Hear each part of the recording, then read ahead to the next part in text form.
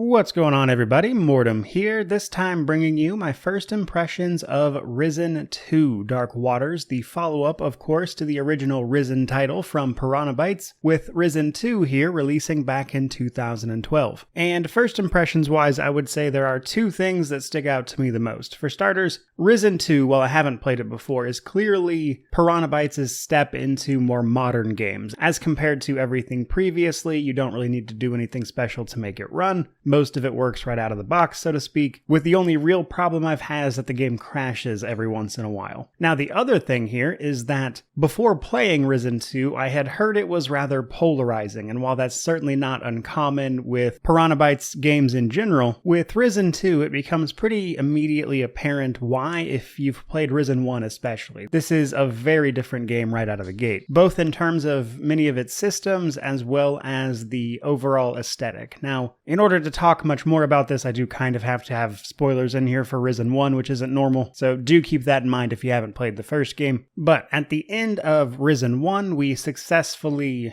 defeated a Titan at the heart of the Isle of Faranga before setting off to deal with the other Titans that have woken up in the absence of the gods. Now, Risen 2 jumps right into that right away. However, as you'll quickly see, it goes in a very different direction. Some time has passed in between the two games though, and our character is technically the same character from the first game. However, they changed a lot here, especially appearance-wise, which is a little bit jarring, frankly. But right away they do set the scene. The Titans have indeed started their proper war, which has destroyed most of what humanity had built up to that point, leaving a few final bastions caught in between the middle of warring Titans, leaving us unable to escape. So, Risen 2 here has us trying to find a solution to that very specific problem. Now, on the land, two Titans, one we've met the spirit of from Risen 1 and another one, are fighting up north, destroying the world, so going that way is not really an option. People would like to sail to what they are calling the New World, but in order to do that, they have to cross the seas, which is currently being terrorized by Mara, the Water Titan. So you have to find a way to get past her pet monster, the Kraken. And thus begins your quest. Supposedly, a band of pirates, who were also mentioned in the first game as well, know where this is and potentially what you can do about it. So, while our character was in league with the Inquisition at the beginning of the game, we almost immediately get kicked out of it upon learning all this information from Patty, another recurring character, all in service of us joining up with the pirates, and in comes the Risen 2 theme, like everything is pirates. And it is also structured in a way that is very different from Piranha Bytes' other games up to this point. For starters, it seems a bit more linear, though I am about at the point where it's going to open up a tiny bit, but most of what I've done so far is island hop around, talking to people, and you'll have like sort of hubs as you island hop, and you'll solve all of these problems and then move on to the next one, seems to be the gist. There are only two factions again, with both of them kind of leaning into the big new mechanics for this particular game, or at least the new concepts, and that's probably the part I do like about this, is that the factions are separated very well. They each give you unique things. The Inquisition, which you can join again in what I can only describe as a very strange move narratively, gives you access to muskets, which allows you to, of course,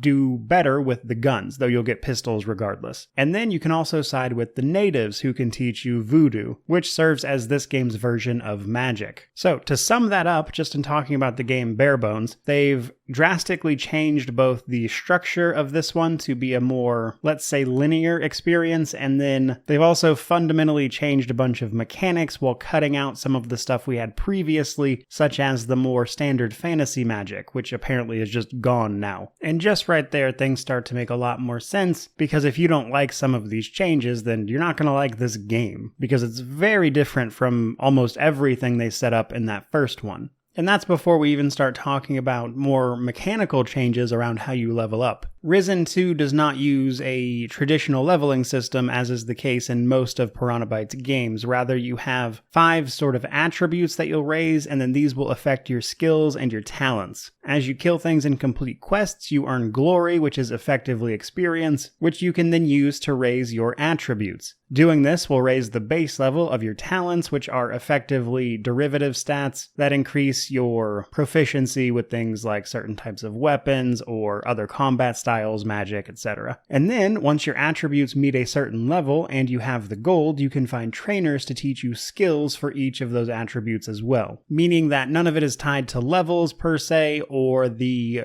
training point system they had largely used up to this point. So all of that, most of this video really, to tell you that this is a wild departure from that first title, which already has me insanely curious to see what they do with Risen 3. However, beyond all of that stuff, a lot of the hallmarks are still there as well. We're going to be picking between two factions, the Inquisition and the Natives again, while also running around finding power. It's my understanding we get access to a proper ship later, which I'm about to hit when I record this, all while trying to solve this water titan problem and being a proper pirate at the same time. So because of that, the general questing as well as the approach with all the different options you can take, of course, sneak, various speech options, or just alternative solutions to things are still here. And in a somewhat surprising turn of events, the melee combat actually works for once. Risen 1 tried to do this, but I think ultimately failed, where there was a system of like parries and blocks and everything that you were supposed to be using, but due to the way enemies were and how fast they moved, it was basically impossible to properly use any of that because there was no tell to what the enemy was doing. It was just almost instantaneous, which left you basically just trying to guess or predict what the enemy was going to do, which was very unreliable. However, in this particular game, with mostly just one-handed combat and an offhand, which will allow you to use things like a pistol in combat on cooldown, or throw sand at your opponent's eyes, or throw a coconut even, which they call dirty tricks, the system somewhat actually works now, whereas before it didn't. Basically, it is a parry system, and you can occasionally counterattack, and it takes a little bit to get used to, but once you do, it's pretty solid. You'll basically want to parry or block most of the enemy's attacks, wait for an opening, and then counterattack. However, you can start raising up your blade skill, which will allow you to do things like learn proper parries, kicks, dodge rolls, just a lot of stuff that actually makes the melee combat feel somewhat intentional this time around, which is certainly pretty nice. Now, on the flip side of that, with you doing this island hopping and everything, outside of a couple of recurring characters, the game does seem to lack a lot of strong personalities that were kind of a staple of previous games, I would say, at least here in the beginning, so that's something I'd like to keep an eye on as we move forward, and I go to review this thing. Though, I think that is just about where we'll wrap it up, because I think you get the gist, and I don't want this to go on forever. But basically, first impressions-wise, Risen 2 is a very different game from Risen 1, in addition to basically everything else I've played from Piranha Bytes, which is everything besides Risen 3 at this point. And in some ways that feels pretty good, in others not so much. Like, they basically just threw a lot of the systems that they introduced in Risen 1 out the window. And given the narrative jump from 1 to 2, that doesn't really make any sense. But on the other hand, some of the things that they've introduced I've really enjoyed. The guns are generally pretty fun to play with. The voodoo magic seems unique, but I have heard it gets kind of weak, frankly. So all in all, I think my review for Risen 2 is going to be an interesting one, simply because of all of the strange decisions they made from one game to the next here. And mostly I want to see where the build diversity goes, kind of what they do with some of these new mechanics, as well as where the narrative goes and if any more interesting characters show up. Because so far I would say those are the things chief on my mind, and I think that is where we will leave this particular video. If you're looking forward to the review, or you just liked this video, remember to like, comment, subscribe, all that YouTube jazz. But regardless of all that, thank you so much for watching. I really do appreciate it. May you wander in wisdom and have an amazing day.